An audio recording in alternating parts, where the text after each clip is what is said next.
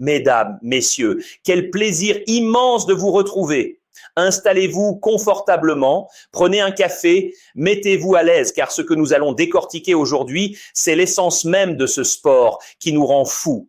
Nous sommes le 30 décembre 2025 et le Royaume du Maroc est devenu l'épicentre d'un séisme footballistique sans précédent. Quel régal d'être avec vous pour parler de cette magie, de cette intensité, mais aussi de la cruauté froide des chiffres qui ont fait basculer le destin de 8 nations en l'espace de quelques heures. Aujourd'hui, on ne parle pas seulement de ballon, on parle d'épopée. On parle de ce moment précis où les calculs d'apothicaire s'effacent devant la vérité du rectangle vert. Vous pensez avoir tout vu durant cette phase de poule? Vous pensez que le talent suffit pour régner sur l'Afrique? Vous vous trompez lourdement. Ce mardi 30 décembre a été le pivot central, l'instant où la CAN 2025 a montré son vrai visage, un mélange de fureur, de précision chirurgicale et de résilience héroïque. C'est une véritable tragédie shakespearienne qui s'est jouée entre Fès, Rabat et Tanger, et je peux vous dire que le vestiaire du football africain ne sera plus jamais le même après cette soirée de folie. Laissez ce chiffre résonner dans votre esprit, 9 points sur 9. C'est le bilan terrifiant d'une machine qui ne semble avoir aucune faille. Le Nigeria, mes amis, quelle masterclass! Les Super Eagles ne sont pas venus au Maroc pour faire de la figuration, ils sont venus pour imposer une hégémonie totale. Face à l'Ouganda, dans la fournaise de Fès, nous avons assisté à une démonstration de force qui frise la perfection tactique. On nous parle souvent de l'institution nigériane, de ce poids du maillot qui peut parfois paralyser les talents. Mais là, c'est tout l'inverse. C'est le génie au service d'un collectif huilé comme une horloge suisse. Pourtant, tout n'était pas écrit d'avance. Eric Schell, avec une intelligence rare, a décidé de faire tourner, de tester sa profondeur de banc. C'est là qu'on reconnaît les top tiers, les équipes qui peuvent se permettre de laisser des stars au repos tout en maintenant un niveau de jeu stratosphérique. Et quel régal de voir Raphaël Onyedika prendre les clés du camion. Ce n'est plus un simple milieu de terrain, c'est un artiste qui joue avec la précision d'un scalpel. Un doublé express, 62e, 67e minute, avec une froideur clinique qui a totalement éteint les crânes de l'Ouganda. En face, mesdames et messieurs, c'était la disaster class absolue en termes de gestion émotionnelle. L'Ouganda de Paul Putt a sombré par l'indiscipline. Comment peut-on espérer renverser un ogre comme le Nigeria quand votre portier Salim Magoula commet une faute évitable et se fait expulser dès la 56e minute? C'est le moment où le football business et la rigueur tactique se heurtent à la fragilité mentale. À 10 contre 11, face à des Super Eagles en plein prime, le rêve ougandais s'est évaporé dans le ciel de Fès. C'est cruel, c'est brutal, mais c'est la loi du très haut niveau. Mais attention, car pendant que le Nigeria volait vers les 8e, à quelques kilomètres de là, au stade Prince Moulay Abdellah de Rabat, se jouait une pièce de théâtre d'un tout autre genre. Le combat de David contre Goliath dans sa forme la plus pure. La Tunisie, cette institution historique, les Aigles de Carthage face à la Tanzanie, l'underdog que personne n'attendait à ce niveau de la compétition. Vous avez senti cette tension, cette peur au ventre des Tunisiens qui savaient qu'un faux pas serait synonyme d'une humiliation nationale. La Tunisie a dominé. La Tunisie a eu le ballon 73% du temps, mais la possession sans idée est une prison dorée. Malgré l'ouverture du score du jeune prodige Ismaël Garbi sur penalty, on a senti une équipe fébrile, presque robotique, incapable de tuer le match. Et le football, ce sport merveilleux et cruel, punit toujours la passivité. 48e minute, Faisal Saloum déclenche une frappe venue d'ailleurs. Le silence qui a suivi dans le stade de Rabat était assourdissant. Un partout. Un score qui a fait trembler les fondations de l'institution tunisienne et qui a ouvert la porte à un miracle. La Tanzanie a défendu son point avec une grinta incroyable, une abnégation qui force le respect. Ils ont compris que dans ce système de compétition, chaque but, chaque minute compte. Et c'est là que la mathématique de la survie devient fascinante. Imaginez la scène. La Tanzanie se qualifie pour les 8e de finale avec seulement 2 points au compteur. C'est l'anomalie magnifique de cette CAN. Pourquoi eux et pas l'Angola? Pour un petit but marqué en plus. 3 buts marqués contre 2. Un détail, diront certains. Une vie entière pour tout un peuple, je vous le dis. C'est la beauté du sport contre les algorithmes froids. Mais ne vous y trompez pas, si le Nigeria et la Tanzanie ont fait vibrer le groupe C, ce n'était que le début de cette journée historique. Le plateau était dressé pour une soirée encore plus volcanique avec le groupe D. Le Sénégal, champion en titre, face à la République démocratique du Congo, 2 géants, 2 philosophies, un seul trône. Préparez-vous, car ce que nous allons disséquer dans un instant sur les lions de la Teranga et les léopards va vous montrer pourquoi l'Afrique est aujourd'hui le laboratoire du football de demain. On continue, mais attention, car au-delà du talent pur, il y a la tactique. Et ce soir-là, à Tanger, c'est une véritable leçon d'institution que nous ont donnée les lions de la Teranga. Mesdames, messieurs, installez-vous bien, car nous entrons dans le grand stade de Tanger pour le dénouement du groupe D, le Sénégal, champion en titre, face aux guépards du Bénin. On nous parle souvent de la beauté du sport contre le foot business, mais là, on a vu la force tranquille d'un champion qui refuse de trembler. Pape Thiaw a construit une machine, un bloc insubmersible. Vous avez vu cette précision chirurgicale sur les coups de pied arrêtés? Abdoulaye Seck, à la 38e minute, s'élève plus haut que tout le monde. C'est le poids du maillot qui s'exprime. C'est l'exigence de grandeur pour ces lions qui ne veulent rien lâcher. Et puis, il y a eu ce moment de génie, ce moment clutch. Habib Diallo, parfaitement servi par un Sadio Mané des grands soirs, a doublé la mise à la 61e minute. 2-0. Le break est fait. Mais c'est là, mes amis, que la tragédie shakespearienne a failli tout emporter. 71e minute. Kalidou Koulibaly, le capitaine emblématique, voit rouge après intervention de la VAR. Un séisme. Laissez ce chiffre résonner. 20 minutes à tenir à 10 contre 11 dans un match coup près. Vous pensez que le Sénégal a paniqué? Vous vous trompez. C'est là qu'on reconnaît le top tiers absolu. Le vestiaire est resté soudé, le bloc s'est densifié et ils ont même réussi à marquer un 3e but pour finir à 3-0. C'est une masterclass de résilience mentale. Le Sénégal garde sa première place et évite l'Algérie en 8e. C'est chirurgical, c'est net, c'est le football qu'on aime. Mais alors, pendant que Tanger vibrait, que se passait-il à Rabat pour les léopards de la RDC? C'est ici que l'histoire devient fascinante. On a assisté au réveil des fauves, à une explosion de talent pur qui a balayé le Botswana 3-0. Et l'homme de cette pièce de théâtre, l'artiste absolu, c'est Gaël Kakuta. Mesdames, messieurs, quel régal! On nous parlait de doute, on nous parlait de manque de fluidité, mais Kakuta a répondu avec son génie. Une ouverture du score par Nathanaël Mboukou à la 31e minute, puis le show Kakuta commence. Un penalty à la 41e minute. Un doublé à l'heure de jeu. Il a dicté le tempo comme un chef d'orchestre dans son prime. C'était de l'art, de la poésie en mouvement. Sébastien Desabre a enfin trouvé la clé de son moteur offensif. Pourtant, au milieu de cette fête, une question brûle les lèvres de tout Kinshasa. On parle de ce débat éternel entre l'argent des pros d'Europe et la passion des joueurs locaux. La cupidité a-t-elle tué le rêve des talents du pays? Car derrière cette victoire éclatante, la pression médiatique sur les choix de sélection reste immense. La RDC finit 2e avec 7 points, juste derrière le Sénégal à la différence de but. C'est un duel de titans qui s'annonce pour la suite. Quel régal cette soirée du 30 décembre. On a vu des institutions confirmer leur rang et des artistes reprendre leur couronne. Mais attention, car au-delà des scores, il y a des tendances souterraines qui sont en train de redéfinir le football africain. Est-on en train de voir la fin de la possession stérile au profit d'une transition ultra rapide? C'est ce que nous allons analyser, car le tableau des 8e vient de tomber et il y a une affiche qui va faire trembler tout le royaume. Prêt pour la suite? On continue. Mesdames, messieurs, on continue cette plongée chirurgicale dans les entrailles de la CAN 2025. Car ce qui s'est passé ce 30 décembre mérite qu'on s'arrête, qu'on analyse et qu'on comprenne qui sont les véritables patrons et qui sont les déceptions de cette journée historique. Installez-vous, car nous allons ouvrir le dossier des tops et des flops, ce que j'appelle les flip-flops de la journée. C'est ici que le football nous montre son vrai visage entre l'excellence absolue et la faillite la plus totale. Quel régal de décortiquer ces trajectoires humaines et sportives avec vous.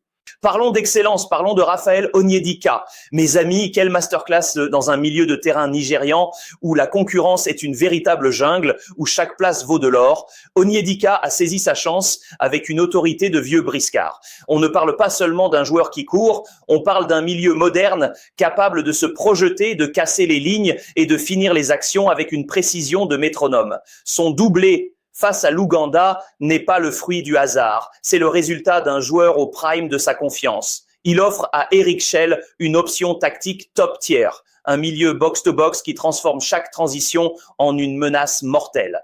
Laissez ce nom résonner, car Onyedika est en train de bousculer la hiérarchie des Super Eagles.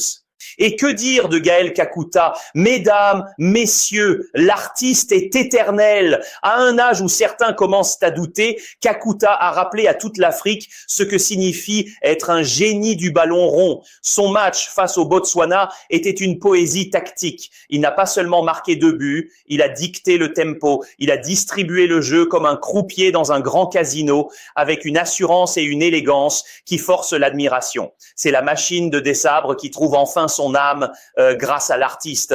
Quand Kakuta est à ce niveau, la RDC n'est plus la même équipe. Elle devient une institution capable de faire trembler n'importe quel bloc bas. Mais le football, c'est aussi l'histoire de l'underdog, du petit qui refuse de mourir. Et là, chapeau bas à la Tanzanie. Se qualifier avec 2 points, c'est un miracle statistique, mais c'est surtout le triomphe du cœur. Les Taifa Stars ont montré une résilience héroïque face à la Tunisie. Ils n'ont pas de stars évoluant dans les plus grands clubs européens, ils n'ont pas de budgets colossaux, mais ils ont une grinta qui déplace des montagnes. C'est la beauté du sport contre les pronostics froids des algorithmes. Ils ont survécu à l'enfer des calculs pour s'offrir un 8e de finale historique. C'est fascinant. Mais attention, car là où il y a de la lumière, il y a forcément de l'ombre. Et quelle ombre sur l'Ouganda, mes amis. On doit parler de la disaster class de Salim Magoula. Un gardien de but est censé être le garant de la sérénité, l'institution qui ne tremble pas. Son expulsion pour une faute aussi évitable que stupide a condamné tout un peuple. C'est le concept même du fallen hero, celui qui gâche tout par un manque de sang-froid. À ce niveau de compétition, l'indiscipline est un crime et Magoula en a payé le prix fort, entraînant ses coéquipiers dans sa chute. Et la Tunisie, parlons-en de cette fragilité mentale. Malgré la qualification, quel malaise, mesdames et messieurs. On a vu une équipe tunisienne frileuse, presque paralysée par la peur de l'échec. Comment une telle nation du football peut-elle se faire bousculer par la Tanzanie tout en ayant 73% de possession de balles? C'est la preuve que la possession sans agressivité est une fraude tactique. On sent un vestiaire en tension, une équipe qui a perdu sa magie et qui avance sans certitude. Samy Trabelsi va devoir trouver les mots, car en 8e, cette frilosité ne pardonnera pas. Enfin, un mot sur le Botswana. C'est le dur apprentissage du haut niveau. Terminer la compétition avec 0 points et surtout 0 but marqué, c'est un constat terrible. Les Zèbres ont découvert le fossé immense qui sépare l'enthousiasme de la réalité chirurgicale du football continental. Le néant offensif qu'ils ont proposé est un gâchis de talent défensif, car ils ont parfois montré de belles choses derrière, mais sans dents, on ne peut pas mordre dans cette canne. Vous voyez, mes amis, cette journée du 30 décembre a été un révélateur incroyable. On a vu des leaders s'affirmer, des génies briller et des géants vaciller. Mais attention, car au-delà des hommes, il y a les chiffres. Et ce que nous allons découvrir dans la partie suivante sur la mathématique de la survie va vous faire comprendre pourquoi chaque but marqué dans cette canne est une question de vie ou de mort. Prêt pour la suite? On continue. Mais attention, car au-delà de la magie des pelouses et de la ferveur des tribunes, il y a la mathématique de la survie, cette précision chirurgicale qui transforme un simple tournoi en une enquête de haute voltige. Mesdames, messieurs, installez-vous confortablement, car nous entrons dans le moment le plus sombre et le plus fascinant de cette CAN 2025. C'est ici que le règlement de la CAF se transforme en une véritable tragédie shakespearienne où un seul petit chiffre, un seul petit but peut faire basculer tout un peuple du paradis vers l'enfer. Quel régal de décortiquer avec vous cette mécanique implacable. Laissez ce chiffre résonner dans votre esprit. Un seul but. C'est ce qui sépare aujourd'hui la joie immense de la Tanzanie du désespoir total de l'Angola. Nous sommes en plein dans l'archétype de la machine contre l'artiste, où l'algorithme froid des statistiques vient valider ou briser des carrières. Le public adore juger ce genre de gâchis, et ici, le gâchis est purement arithmétique. Regardez bien la situation de ces meilleurs troisièmes, car c'est une masterclass de tension dramatique.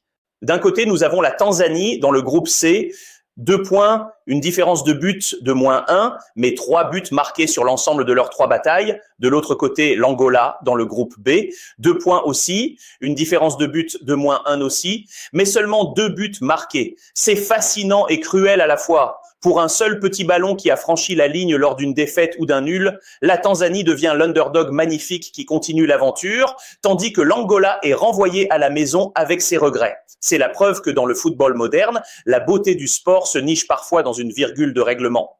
On interpellait votre intelligence tout à l'heure et je vous le demande, n'est-ce pas là le comble du foot business ? Ce système met en lumière une vérité tactique fondamentale, il vaut mieux perdre 3-2 que 1-0. L'audace offensive de la Tanzanie, cette volonté de rester clutch même dans l'adversité, a été sa planche de salut. C'est un gâchis de talent évité de justesse pour les Taifa Stars, alors que pour l'Angola, c'est une disaster class de réalisme qui coûte la qualification. Mais l'enquête ne s'arrête pas là, mes amis, car pendant que la Tanzanie célébrait ce miracle, d'autres nations vivaient ce même calvaire. Le Bénin et le Mozambique, avec leurs 3 points, ont pu souffler, validant leur ticket grâce à une meilleure gestion de leurs moments forts. À l'inverse, les Comores, ces guerriers que nous aimons tant, ont vu leurs rêves se briser sur une différence de but de -2. C'est le poids du maillot qui devient trop lourd quand les chiffres ne suivent plus. L'institution de la sélection nationale doit alors faire face à une pression médiatique immense où chaque choix du passé est passé au scalpel. Vous pensez que le sort est jeté? Vous vous trompez. Cette mathématique de la survie nous montre que le football ne dort jamais, que chaque seconde de jeu, même dans les arrêts de jeu d'un match perdu, peut valoir des millions d'euros en droits télé et en prestige national. La cupidité a-t-elle tué le rêve? Non, mais elle l'a rendu plus complexe, plus technologique, plus robotique. Nous sommes dans le prime de l'analyse tactique où l'on ne regarde plus seulement le ballon, mais aussi le tableau noir des probabilités. Quel régal de voir cette intensité. Mais attention, car une fois que la poussière des calculs est retombée, il ne reste que les qualifier et les éliminer. Le verdict est tombé et les affiches des 8e de finale commencent à se dessiner avec une précision effrayante.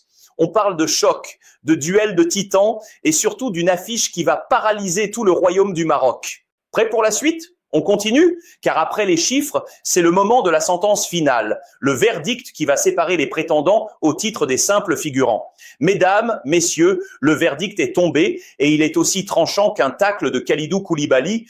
Nous y sommes, le moment de vérité où le blé est séparé de l'ivraie, où les larmes de joie se mêlent aux larmes de détresse. Cette soirée du 30 décembre restera comme le grand écrémage de la CAN 2025, une véritable pièce de théâtre où le rideau s'est baissé définitivement pour certains, tandis qu'il s'ouvre sur l'éternité pour d'autres. Quel plaisir de vivre ces émotions avec vous, car c'est ici, dans cette intensité, que l'on reconnaît la magie pure du football africain. Regardez cette liste des éliminés, c'est un crève-cœur, une véritable disaster class pour des nations qui rêvaient de gloire. L'Ouganda, mes amis, quel gâchis! Ils quittent le Maroc avec un seul petit point et des regrets éternels, victimes d'une indiscipline qui a brisé leur élan. C'est l'archétype même du héros déchu qui gâche tout par un manque de sang-froid dans le vestiaire. Et que dire du Botswana? 0 point, aucun but marqué. C'est le dur apprentissage du top tiers continental, un fossé immense qui s'est révélé au grand jour. L'Angola et les Comores, avec 2 points chacun, sont les victimes tragiques de cette mathématique de la machine qui ne laisse aucune place à l'artiste si le réalisme n'est pas au rendez-vous. Mais attention, car le tableau des qualifiés, lui, est étincelant, une véritable masterclass de talent et de puissance, 16 nations, 16 armées prêtes à tout pour le Graal. Le Nigeria, le Sénégal et le Maroc ont tenu leur rang d'institutions intouchables. Ils avancent avec la certitude des grands, avec ce poids du maillot qui sublime les performances. Mais ils ne sont pas seuls. Regardez la RD Congo de Désabre, regardez l'Égypte, l'Afrique du Sud, le Mali. Le plateau est dressé pour une phase finale qui va faire exploser tous les records d'audience, car l'audience occidentale est déjà fascinée par ces chocs de titans. Et là, mesdames et messieurs, interpellons votre intelligence, car l'affiche qui vient de tomber est un séisme. Maroc contre Tanzanie. Vous vous rendez compte? Le pays hôte, l'institution marocaine impériale, face au miracle tanzanien. C'est David contre Goliath dans son expression la plus pure, la beauté du sport contre la domination tactique. Walid Regragui sait qu'il n'a pas le droit à l'erreur. Le dimanche 4 janvier, le stade va bouillir, car la Tanzanie n'a plus rien à perdre. Ils ont survécu à l'enfer des calculs. Ils sont en plein prime émotionnel. Est-ce que le Maroc va imposer sa précision chirurgicale ou est-ce que la ferveur tanzanienne va créer la plus grande surprise de l'histoire moderne de la CAN? C'est fascinant. La pression médiatique sur les Lions de l'Atlas est à son comble. Ils sont les favoris, les patrons, mais le football nous a appris que personne n'est à l'abri d'un moment clutch d'un adversaire surmotivé. On nous parle de football business, on nous parle de hiérarchie, mais dimanche, ce sera l'homme contre l'homme, l'âme contre l'âme. Quel régal d'imaginer déjà cette ambiance électrique. La CAN bascule dans une dimension irréelle où chaque match est une finale, où chaque geste peut devenir légendaire. Restez bien avec moi car nous arrivons à la fin de cette analyse magistrale. La 6e partie, la communion finale, nous attend. Nous allons voir si la machine peut réellement étouffer l'artiste ou si la magie du football africain a encore des secrets à nous révéler. On continue ? Mesdames, messieurs, nous y sommes. Nous arrivons au dénouement de cette épopée fascinante que nous avons vécue ensemble. C'est une tragédie shakespearienne qui se joue sous nos yeux. Une histoire sombre et fascinante que nous avons tenté de décortiquer avec cette approche Netflix où chaque détail, chaque silence, chaque chiffre compte. Quel régal d'avoir partagé cette intensité avec vous. Aujourd'hui, on ne se quitte pas. On se retrouve au sommet de notre analyse, là où le football qu'on aime rencontre sa propre vérité. Car au-delà du bloc bas, de la transition rapide ou des demi-espaces, ce qui compte, c'est l'âme du jeu que nous ne voulons pas voir s'évaporer. Nous avons parlé de ces stades fantômes au Maroc, ce mystère qui hante les pelouses de Rabat. C'est le symbole ultime du duel entre l'argent et la passion. La cupidité a-t-elle fini par tuer le rêve? Laissez ce chiffre résonner dans votre esprit. Laissez-le s'ancrer dans votre conscience. 200 millions d'euros investis pour des sièges vides alors que le peuple crie sa ferveur à l'extérieur. C'est une véritable disaster class de gestion et de communication. L'audience occidentale, nous le savons, est fascinée par ces montants financiers astronomiques, par ces infrastructures qui brillent, mais le vrai supporter, lui, est fasciné par le bruit, par l'odeur de la pelouse, par la grinta qui transforme un match en légende. Le public adore juger le gâchis de talent. Et ici, c'est le gâchis d'une communion nationale qui nous attriste profondément. Le football pérille son âme au profit des statistiques de vente et des algorithmes de billetterie. C'est la beauté du sport contre le foot business, un combat que nous devons mener pour protéger l'émotion pure. Puis, nous avons plongé dans le secret du vestiaire de la RDC. C'est là que le récit de David contre Goliath prend une forme humaine et déchirante.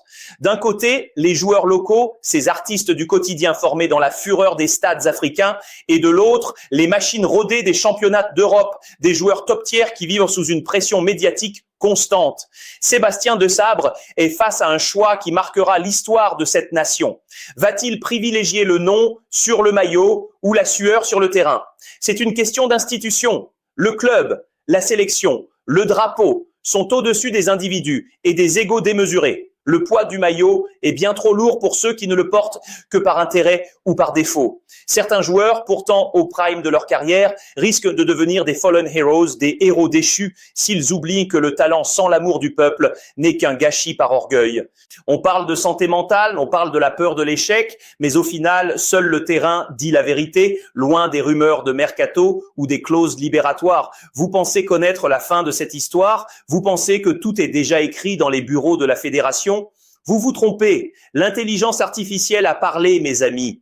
Après 100 000 itérations, après avoir analysé chaque masterclass tactique et chaque défaillance humaine, elle nous dit que le génie l'emporte toujours sur la machine. Elle nous dit que le moment clutch, ce moment où le destin bascule dans l'éternité, appartient à celui qui joue pour son peuple, pour son histoire, pour sa terre. Le GOAT n'est pas forcément celui qui a le plus gros salaire ou celui qui fait la une des journaux en Europe. Le GOAT, c'est celui qui transforme la pression en une symphonie de victoire, celui qui refuse d'être une fraude face à l'histoire. Alors, installez-vous une dernière fois et regardez le tableau noir. Est-ce que nous assistons à la fin d'une ère ou au début d'une révolution pour le football africain? Le football que nous aimons est à la croisée des chemins. C'est une pièce de théâtre où vous, les supporters, êtes les acteurs principaux, le moteur de chaque exploit. Qui est la véritable fraude dans cette histoire? Est-ce le système de billetterie numérique ou ceux qui tournent le dos aux talents locaux pour satisfaire le business? Mesdames, messieurs, quel plaisir immense d'avoir partagé ce moment de vérité. Mais attention, car le débat ne s'arrête jamais vraiment. Je veux vous entendre, je veux que vous fassiez exploser l'espace commentaire avec votre passion. Qui mérite réellement de porter ce maillot sacré? Likez pour les guerriers locaux qui ont la grinta. Commentez si vous pensez que l'Europe reste le Graal indispensable pour gagner. Partagez cette vidéo si vous croyez encore que la passion doit l'emporter sur l'argent. On se retrouve tout de suite pour continuer la discussion, car je réponds à absolument tout le monde avec la même ferveur. C'était Alex Footfire. Restez passionnés, restez vrais et surtout, n'oubliez jamais, le football est une magie qu'on ne peut pas mettre en cage. À très bientôt.